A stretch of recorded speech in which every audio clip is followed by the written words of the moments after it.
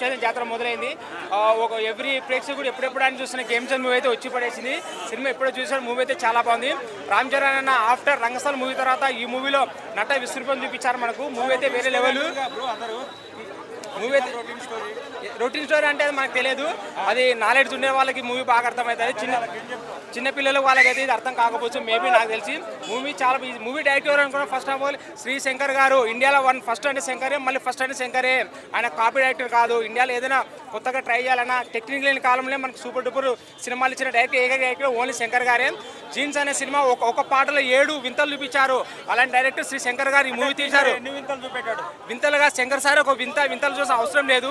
ఈ సినిమా చూస్తే మనకి ఒక వింతలోకి వెళ్ళిపోతాం నాకు తెలిసి. మూవీ అయితే మామూలుగా ఇచ్చి పడేసిండు. ఆఫ్టర్ రంగస్థలం తర్వాత రామ్ చరణ్ అనే ఈ మూవీలో యాక్టింగ్ వేరే లెవెల్ ఇచ్చేసిండు. మూవీ అయితే చాలా బాగుంది. శంకర్ సార్ డైరెక్షన్ వేరే లెవెల్ ఇచ్చి పడేసిండు. మూవీ చాలా బాగుంది. అందరూ చూడాలని కోరుకుంటున్నా. జై గేమ్ చేంజర్.